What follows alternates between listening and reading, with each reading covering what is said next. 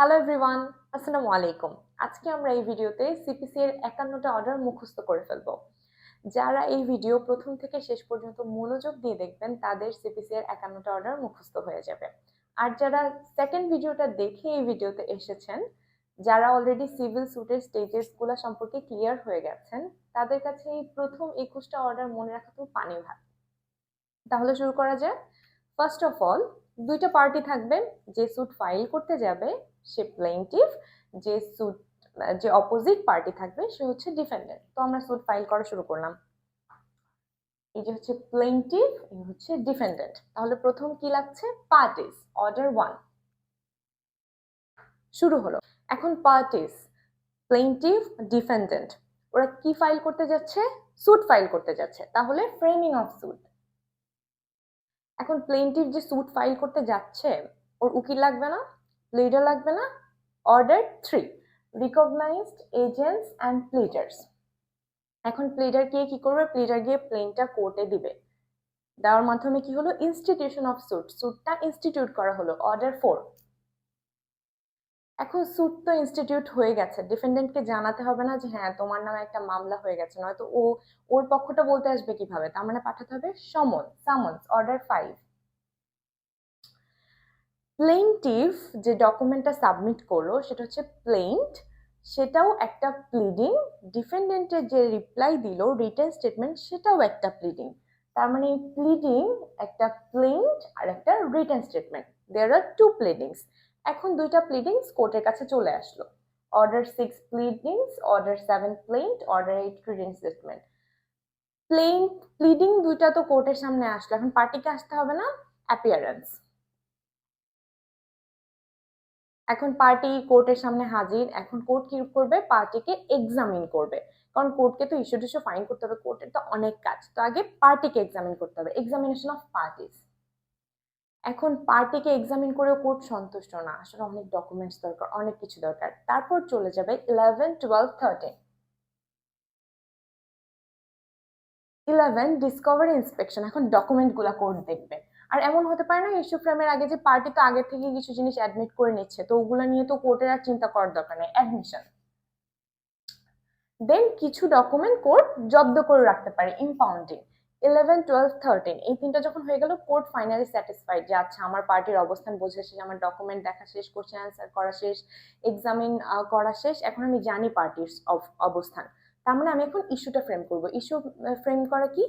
যেটা প্লেইনটিভ বা একটা পার্টি স্বীকার করছে, একটা পার্টি বলছে এবং ওই সেম জিনিসটা আরেকটা পার্টি অস্বীকার করছে, সেই ম্যাটারটা হচ্ছে যে কনফ্লিক্টিং ম্যাটারটা, সেটা হচ্ছে ইস্যু। তাহলে কোর্ট এখন ইস্যু ফ্রেম করবে।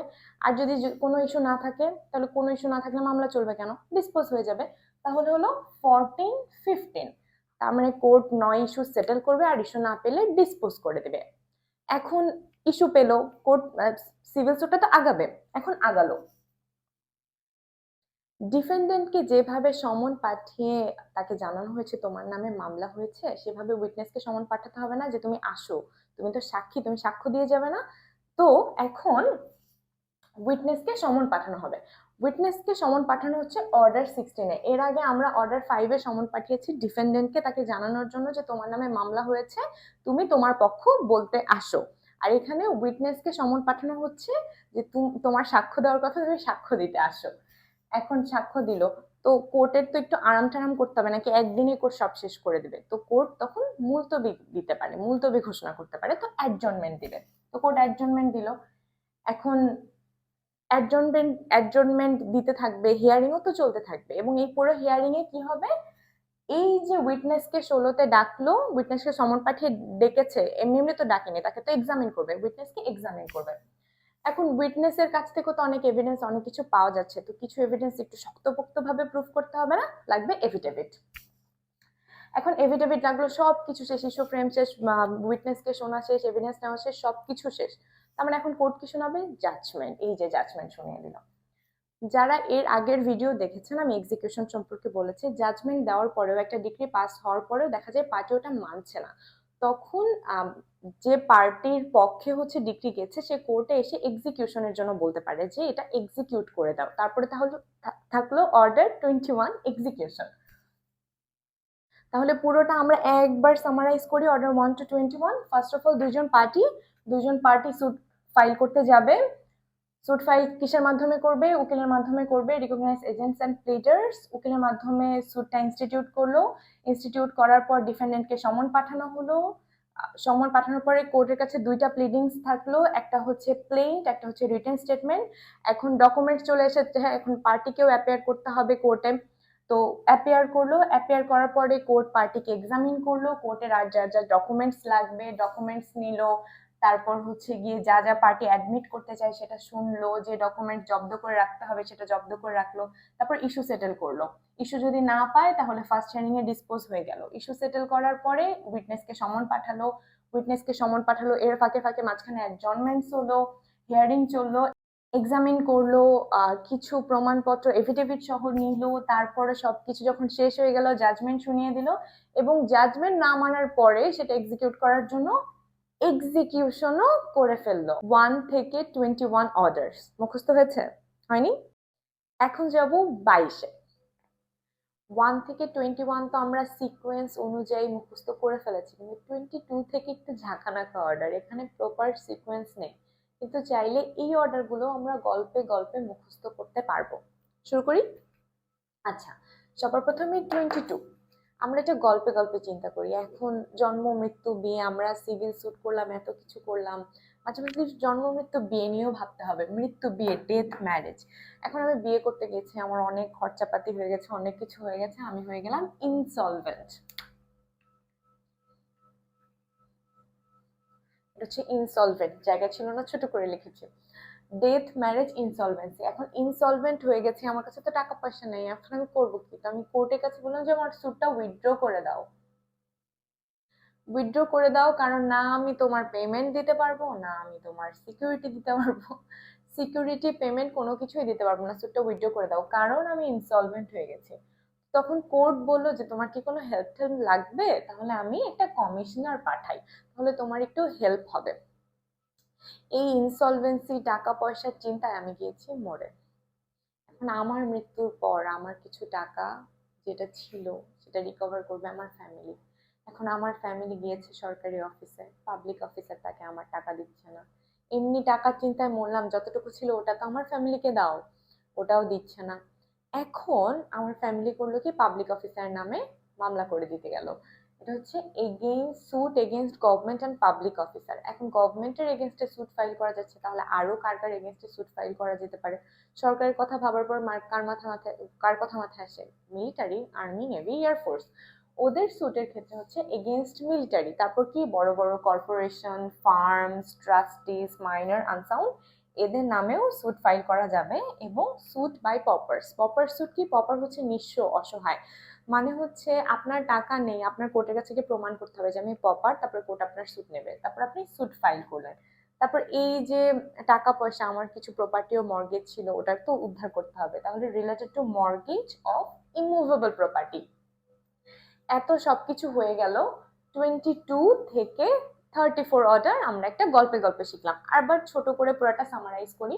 প্রথমে আমি একটু জন্ম মৃত্যু বিয়ে নিয়ে ভাবছি, তারপর বিয়ে করতে গিয়ে আমার অনেক টাকা পয়সা খরচ হয়ে গেল, আমি হয়ে গেলাম ইনসলভেন্ট। আচ্ছা, একটা কথা বলে রাখি, পুরো স্টোরি কাল্পনিক, এটা মুখস্থ করার জন্য কেউ সিরিয়াসলি নেবেন না।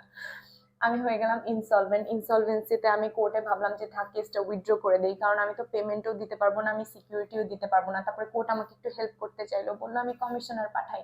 তারপরে আমার ফ্যামিলি আমার মরে যাওয়ার পরে আমার কিছু টাকা পয়সা উদ্ধার করতে গেল, পেলো না, পাবলিক অফিসার নামে মামলা করে দিল। তারপর গভর্নমেন্টের নামে যেমন মামলা হয়, তেমনই হতে পারে মিলিটারির নামে, বড় কর্পোরেশনের নামে, ফার্মের নামে, ট্রাস্টির নামে, মাইনরের নামে, আর হতে পারে পপার স্যুট। আর হচ্ছে আমার যে টুকটাক প্রপার্টি ছিল, যেটা আমি মর্গেজ করেছিলাম, mortgage of immovable property, order 34। তাহলে 22 থেকে 34 হয়েছে মোটামুটি। এখন আমরা 35-এ যাই, নতুন একটা স্টোরি। এখন 35, ইন্টারপ্রিটার স্যুট কোনগুলো, একটু ছোট করে একটু বাচ্চাদের ভাষায় বুঝি। সেটা হচ্ছে আমার এক বন্ধু আমাকে 100 টাকা দিয়ে বলল যে বন্ধু, টাকাটা তুমি রাখো, এটা আমার কাছে একজন পায়, সে যদি আসে তুমি ফেরত দিয়ে দিও। আমি বললাম ঠিক আছে বন্ধু। এখন আমার কাছে 100 টাকা আছে, ওই টাকাটা কি আমার? আমার না। তার মানে ওই টাকাটাতে কিন্তু আমার কোনো ইন্টারেস্ট নেই, আমার বন্ধুর টাকা, ওটা আমি ফেরতই দেবো। এখন যদু মধু দুইজন আসলো, যদু এসে বলে টাকাটা আমার, মধুও বলে টাকাটা আমার, এখন আমি কাকে টাকাটা ফেরত দেবো? আমি কিন্তু টাকাটা ফেরতই দিতে চাই, ওটা আমি আমার কাছে রাখতে চাই না, কিন্তু আমি কাকে ফেরত দিব আমি তখন কনফিউজড হয়ে গেলাম। তো আমি কোর্টের কাছে গেলাম, ইন্টারপ্রিটার স্যুট করলাম। এখন কোর্ট ইন্টারপ্রিটার স্যুট পাওয়ার পরে বললো যে ভাই আর কি কি স্পেশাল কেস আছে তোমার, এত মজার মজার সব কেস আনছো, স্পেশাল কেস। এখন স্পেশাল কেসের যখন কোর্ট স্পেশাল কেসের কথা জিজ্ঞেস করলো, আমি বললাম যে ভাই আমার একটু চেকেরও তো সমস্যা আছে। তখন চেক বললেই মাথায় কি আসে? Negotiable instrument, order. এখন কোর্ট এসব দেখে বললো যে ভাই ঘাপলা তো তোমার মধ্যে, মানে কোর্ট আসলে আমার মধ্যেই সব সমস্যা খুঁজে পেলো। খুঁজে পেয়ে কোর্ট কি করলো, ঠিক আছে অ্যারেস্ট বিফোর জাজমেন্ট, আমাকে অ্যারেস্ট করে ফেললো। অ্যারেস্ট করার পর আমি ভাবলাম যে ভাই আমার প্রপার্টি তো একটু মানে খুবই ভালনারেবল সিচুয়েশন, আমার প্রপার্টি তো রক্ষা করতে হবে, একটা নিষেধাজ্ঞা ওখানে দিতে হবে। আমি কোর্টকে বললাম একটা টেম্পোরারি ইনজাংশন দিতে। টেম্পোরারি ইনজাংশন দিলে, এখন ওটাও আমি একা একা করতে পারছি না, কোর্টকে বললাম কাউকে একটু পাঠাও, একটু কিছু ডিউটিস দিয়ে একটু পাঠাও। তো কোর্ট একটা রিসিভার পাঠিয়ে দিলেন। এই গেল অর্ডার 40 পর্যন্ত, 41 থেকে 45 আপিল, সবকিছু appeal. 41 appeal from original decree, appeal from appellate decrees, from orders, pauper appeals, appeal to 41, 42, 43, 44, 45, পাঁচটা আপিল একদম মুখস্থ করে ফেলেন। প্রথমটা কি? প্রথমটা হচ্ছে original decree, appellate decree, order, original decree, appellate decree, order, pauper appeals, লাস্টেরটা কি? Appellate division. মুখস্থ হয়েছে না? 41, 42, 43, 44, 45, original decree, appellate decree, order, pauper appeals, appellate ডিভিশনের কাছে আপিল। দেন আসলো reference, review, miscellaneous, 49 A high court শেষ, 51 অর্ডার শেষ। আমি এক্সপেক্ট করছি 1 থেকে 21 অর্ডার সবার মুখস্থ আছে, আর এই অর্ডারগুলো ভিডিওটা দুইবার দেখেন মুখস্থ হয়ে যাবে। আর ফার্স্ট থেকে লাস্ট পর্যন্ত কেউ যদি মনোযোগ দিয়ে দেখে থাকেন, অবশ্যই আপনার 51 অর্ডার্স মুখস্থ হওয়ার কথা। এই পর্যন্তই, ধন্যবাদ।